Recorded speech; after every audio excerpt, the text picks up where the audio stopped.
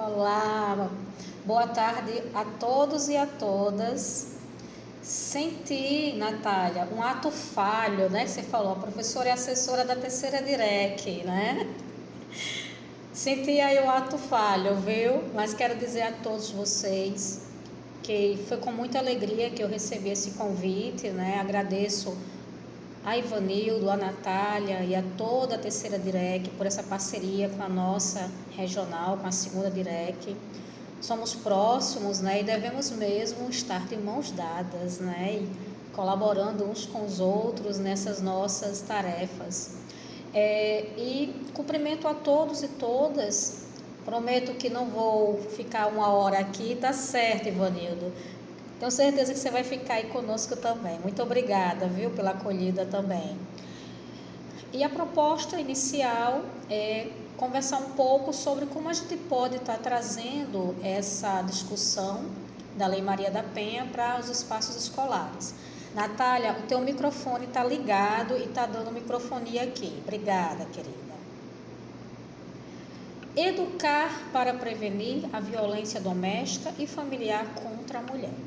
Então, esse tema, ele tem sido debatido já há alguns anos, não só nos espaços escolares, mas também junto à Justiça, né, ao Tribunal de Justiça, porque nós sabemos que é importante compreender o papel dessa lei justamente para que a gente possa prevenir e coibir a violência contra a mulher, especificamente essa violência doméstica e familiar.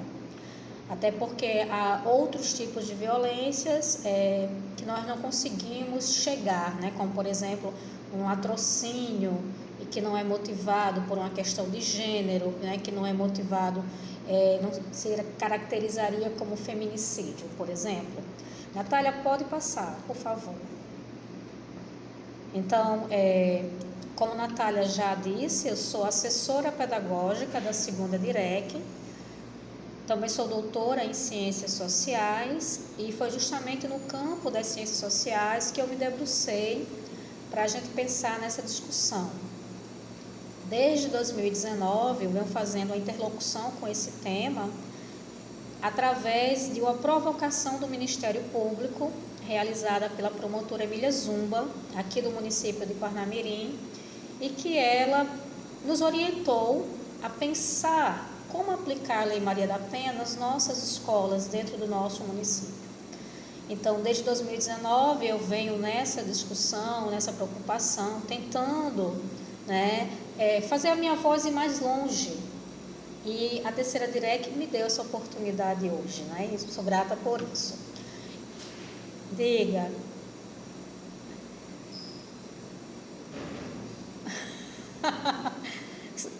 Você quer fazer, tá bom.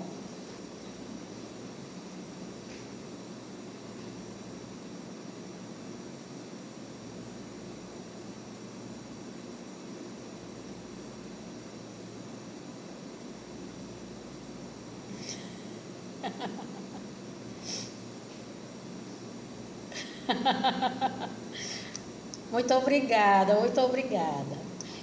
E aí eu trago para a gente pensar em 4 propostas, em 4 documentos que são as nossas bússolas, né, que são os nossos orientadores para a gente discutir o tema de combate à violência doméstica e familiar nas nossas escolas.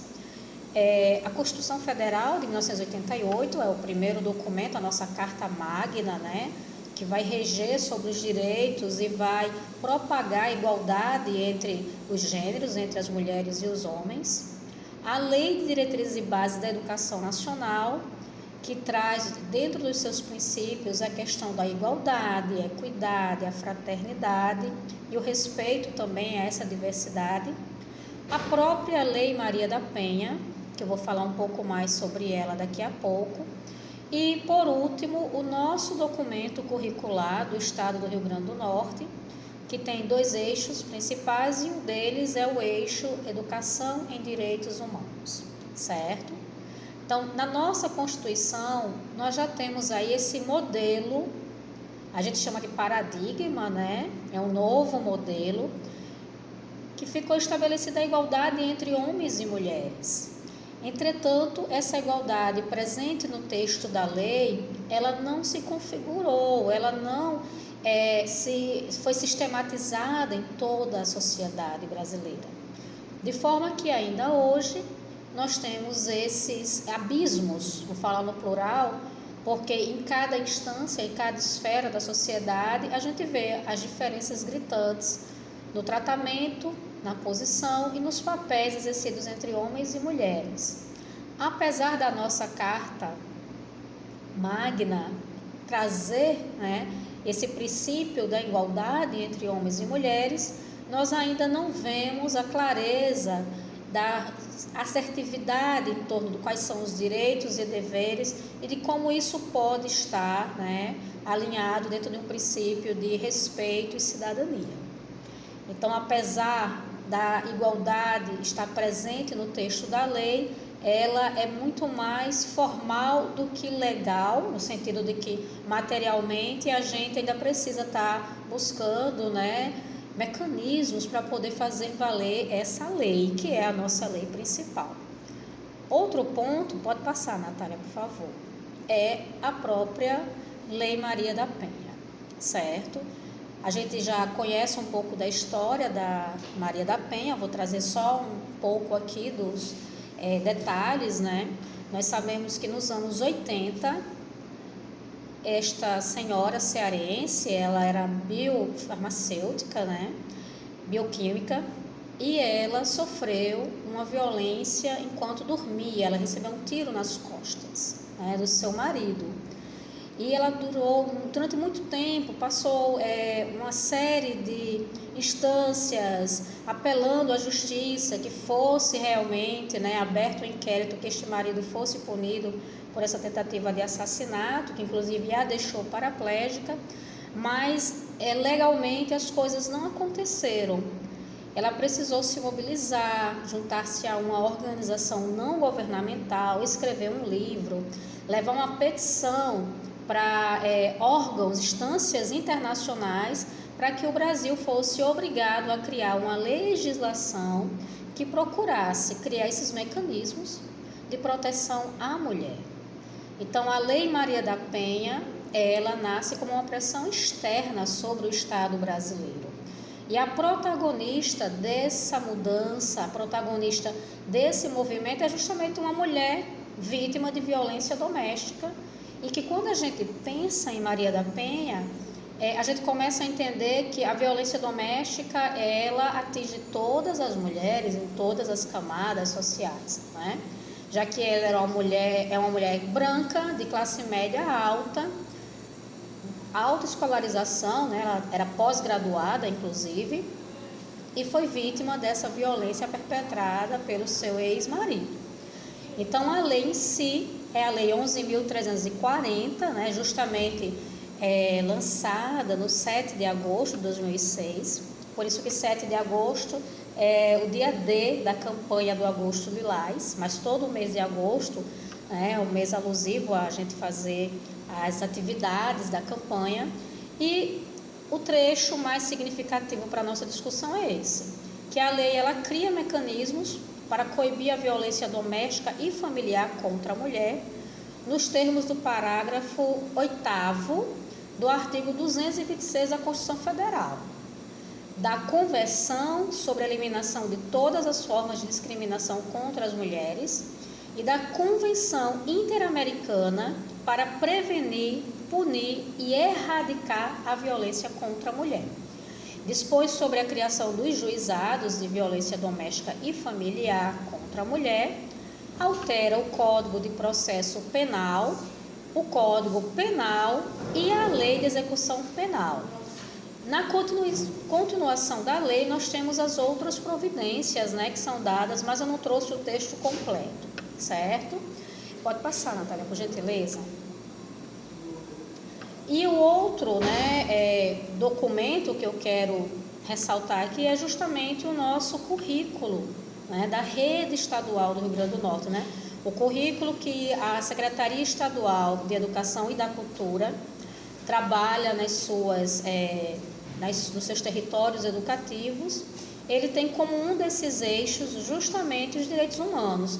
E as pessoas às vezes confundem essa expressão, né? Quando a gente fala direitos humanos, elas não entendem que isso engloba um conjunto de direitos, entre eles o direito civil, certo?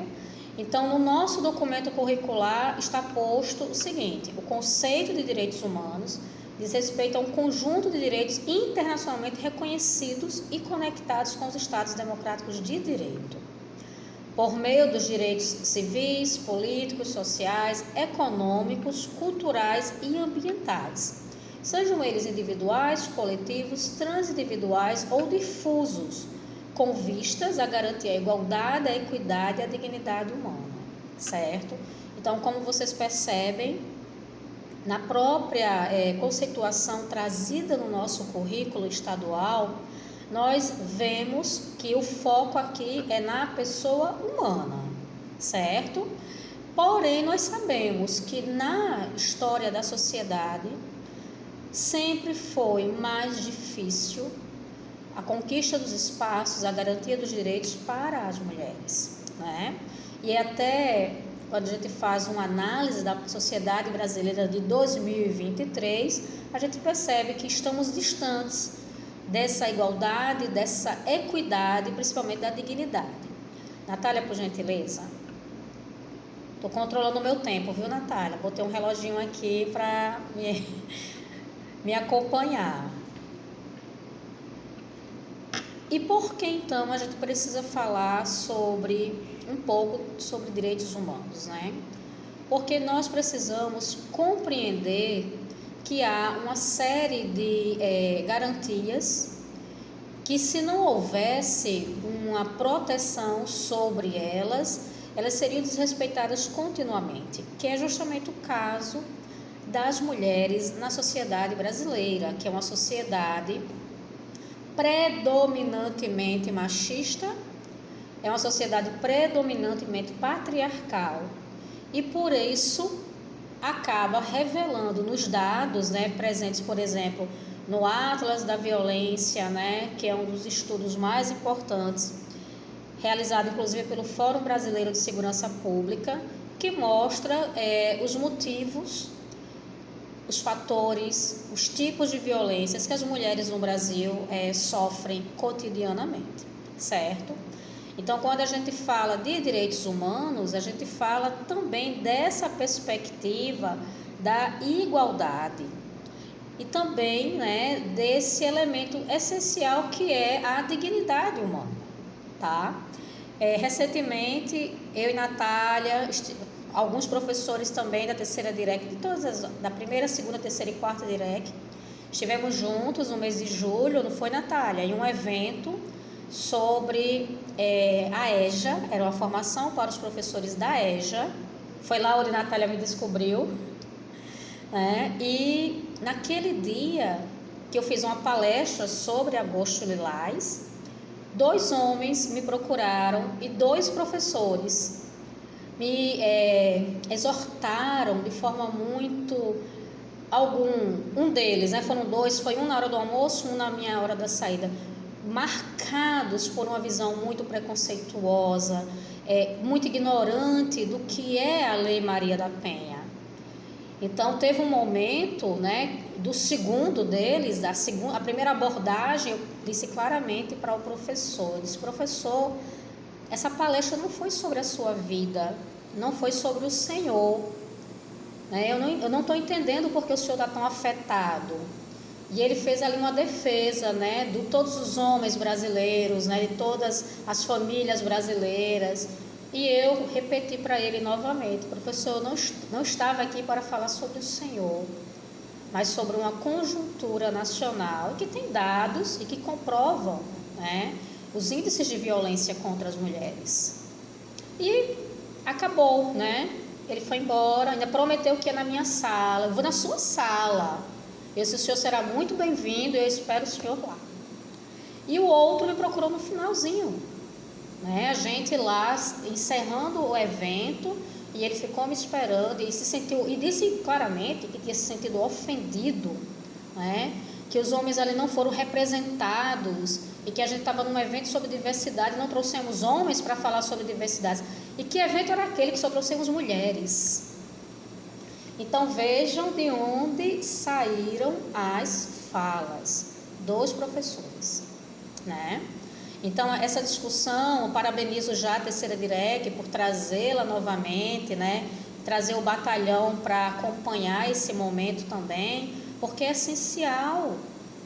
Esse preconceito, ele não está apenas naquela pessoa que tem a baixa escolaridade, né? Ele também está entre pessoas de nível superior, né? Entre educadores, porque eu fui abordada de forma agressiva por 2 educadores. Então a gente precisa muito pensar em que sociedade nós estamos e que sociedade estamos construindo enquanto educadores, né? Natália, por gentileza, por favor. E aí eu quero fazer um passeio, né, na história um pouco, para a gente entender por que é necessário a gente dar um fim a essa violência doméstica e por que também é tão difícil, certo? Do ponto de vista antropológico, né, e agora falando enquanto doutora em ciências sociais e antropóloga, nós temos uma estrutura na sociedade brasileira permeada pelo machismo. E é muito difícil quebrar com essa estrutura quando a mulher, ao longo da história brasileira, ela sempre foi vista como esse ser submisso, como esse ser que deve ficar abaixo do homem, né? E isso tem sido reforçado constantemente, cotidianamente, nas próprias formas que nós reproduzimos a cultura em nossas famílias, né? Dentro das famílias que nós criamos esse modelo e reproduzimos, e a sociedade, né, ela acaba formando essa estrutura que a escola ajuda a reproduzir, né? A escola enquanto reprodutora da realidade social. E aí, por favor, Natália, pode passar. Se a gente for para a história agora, a gente sabe que desde que surgiram os estados, né, desde a Mesopotâmia, depois na Grécia Antiga, a mulher, ela sempre vai estar nesse espaço de violência, certo? Ela vai aparecer, por exemplo, né, só para ilustrar essa imagem que eu trouxe para vocês, a gente sabe que a Idade Moderna foi o período onde morreram mais mulheres caçadas como bruxas, né? E essas caças às bruxas, na verdade, eram formas de silenciar aquelas mulheres que tinham saberes diferentes dos saberes tradicionais, silenciar aquelas mulheres que politicamente se posicionavam ou que tinham mais liberdade sexual, inclusive. E nesse caso aqui, essa cena é do julgamento da bruxa número 1 de Salem, né? Acho que vocês conhecem essa história. Nos Estados Unidos, em Massachusetts, 2 meninas adoeceram e disseram aos pais que as doenças foram provocadas por outras pessoas, por mulheres bruxas, né? E essas mulheres foram presas e começou uma corrente de denúncias, de boatos, de mentiras, que levou à morte várias mulheres. Então, esse é só um exemplo que eu estou trazendo lá da história, de que a mulher, ela sempre foi vítima dessa violência do homem, certo? Pode passar, querida. A mulher também sempre precisou lutar pelos seus direitos, né? A gente tem sociedades que as mulheres tiveram mais espaço, que elas tiveram mais, como por exemplo, autonomia. Vou dar aqui o exemplo das mulheres em Roma, né? Ou das mulheres em Esparta. Mas da Idade Moderna para cá, as mulheres, da Idade Média para cá, perdão, as mulheres foram mais silenciadas. E foi só na Idade Contemporânea que elas voltaram a se reorganizar e lutar pelos seus direitos. E aqui essa fotografia é das sufragistas francesas, mais de 100 anos atrás, né, fazendo um protesto porque não tinham o direito ao voto. Então, o direito, a participação política nos processos democráticos também foi conquistado de forma ativa pelas mulheres, né? E quantas dessas mulheres não foram vítimas de vários tipos de violência por se posicionarem, por exigirem as mesmas condições políticas ou de trabalho que os homens, né? Próximo, querida.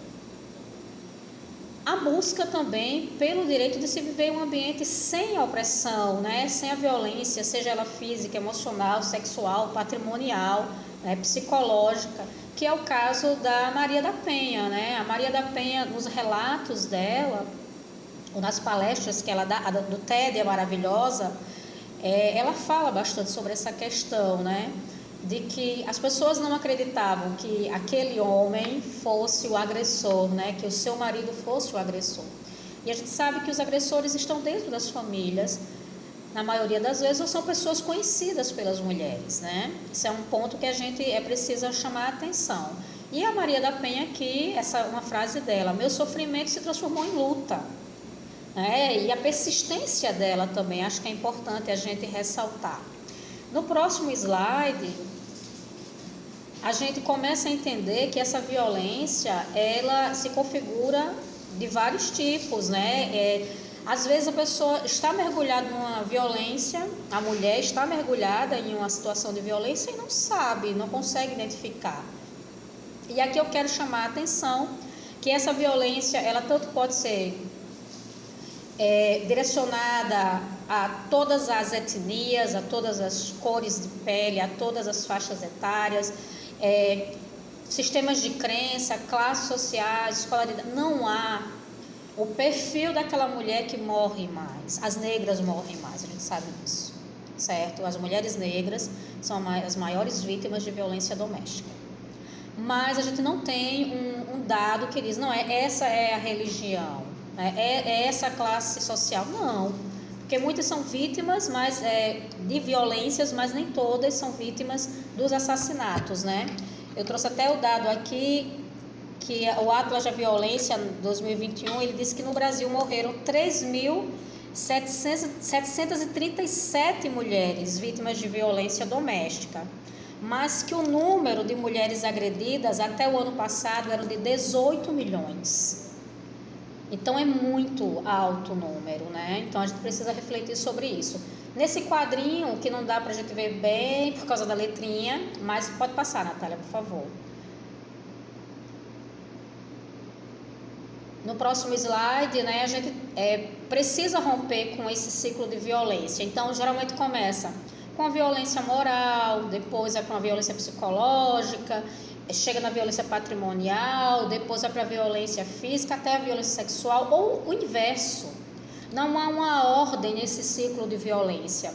O que se sabe é que ele se retroalimenta, né? Então, as diversas formas, né, de violência, elas vão sendo reproduzidas e, ao mesmo tempo, algumas pessoas nem percebem que aquilo é violência até, de fato, se tornarem as vítimas. Inclusive, esse final de semana, no próprio sábado, eu peguei um Uber, fui deixar meus filhos no escoteiro, lá no GECAM, e o motorista do Uber, não sei porquê, achou que podia conversar sobre esse tema e me contou que a esposa dele, a atual esposa dele, tinha sido vítima de violência doméstica dos maridos anteriores, né?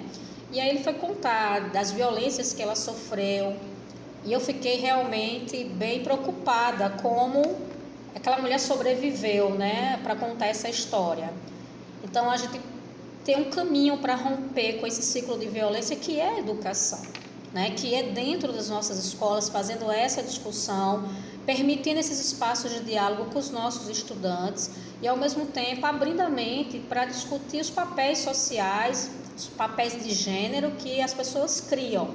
Quando eu falo aqui papéis de gênero, eu estou me referindo ao que a sociedade pensa que uma mulher pode fazer e o que a sociedade estabelece que é coisa para homem fazer, né? São essas questões que a gente pode estar pensando. Pode passar aqui. Estou vendo aqui meu tempo, né? Já 5 minutos para eu terminar, viu, gente? Eu mesma controlo o meu tempo. E qual é o papel da escola nessa construção? Primeiro, esclarecer a comunidade escolar sobre a importância da Lei Maria da Penha, sobre os seus mecanismos, né? Sobre o fluxo também de atendimento a essa mulher vítima de violência doméstica. A gente sabe que chega primeiro na escola, né? Através das crianças, através dos estudantes, certo? Discutir os direitos dessa mulher, inclusive deixar isso publicizado para que ela saiba que não existe mais aquela frase Em briga de marido e mulher, ninguém mete a colher. Isso não é mais real. Qualquer pessoa pode se meter, pode denunciar, pode realmente levar essa denúncia à frente.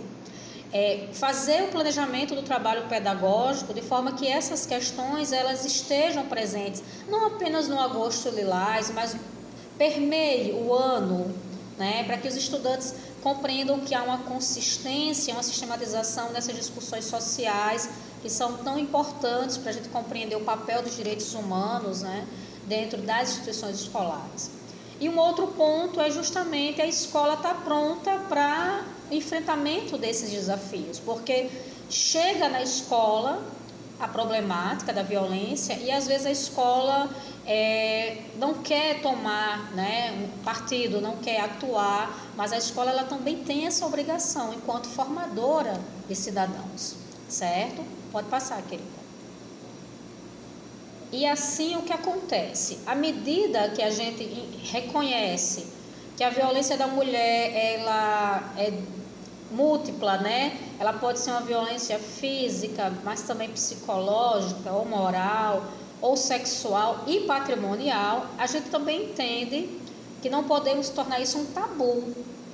A gente precisa conversar, até para que os alunos reconheçam quando alguém na família está sofrendo um risco mais sério, ou um risco de sofrer uma violência, ou está sofrendo. E que também saiba como conduzir essa conversa em casa ou com estudantes na escola. Pode passar, querida. Outro aspecto também que eu acho que é importante é a gente pensar no exemplo da vida da Maria da Penha, que realmente é um exemplo de sobrevivência, ela sobreviveu à violência doméstica, e é um exemplo também de luta, e de encorajamento para que outras mulheres façam esse também, esse ato de denunciar os seus agressores, de buscar a punição para eles. E eu trouxe para a gente encerrar esse poema, que é de um juiz Wellington Carvalho, que chama-se Até Quando? Que diz o seguinte, vou ler para vocês, tá? Clarice tinha os olhos verdes, do verde que visita o Pacífico, daquele intenso das esmeraldas, da esperança incendiada na vida. Os olhos de Clarice eram profundos, até quando pode ser o infinito, mergulhados no veio melancólico de quem sabe a vida puro mistério. Clarice conheceu o amor, a paixão. Seus olhos profundos só viam João adjetivando os seus sonhos de ser feliz. Ela sabia do feminicídio pelo jornal. João, todo ódio, esganou Clarice. Clarice morreu com olhos abertos e aquelas duas esmeraldas esféricas pareciam gritar: até quando? Então, muitas vezes as mulheres sabem do histórico de violência dos homens também, conhecem suas histórias passadas, mas também acreditam, e acabam sendo as vítimas seguintes desses homens. Então, é importante a gente lançar luz sobre essa questão, debatê-la sem tabu, falar claramente, para que a gente possa, inclusive, orientar melhor os nossos estudantes. O Senado Federal, Natália, inclusive, ele está fazendo uma campanha durante esse mês de agosto, ele está fazendo ligações aleatórias para várias pessoas, é um questionário extenso, é uma pesquisa em território nacional, e o questionário ele engloba várias questões em torno da violência doméstica. A minha irmã recebeu uma ligação, e respondeu esse questionário, ela achou bem interessante, porque uma das perguntas é: você conhece alguém que já sofreu violência doméstica? E ela disse que na hora ela mesma conhece tantas histórias de tantas mulheres e ela na hora travou. Então vejam como é interessante a gente jogar luz sobre essa questão, e poder assim transformar as nossas salas de aula para que a gente possa também transformar a sociedade, certo? No próximo slide nós vamos ter já as referências que eu utilizei para essa nossa conversa. São 30 minutos de minha fala agora, me despeço agradecendo a oportunidade, vou ficar aqui no cantinho para assistir a apresentação, né, dos nossos colegas do batalhão. Muito obrigada a vocês.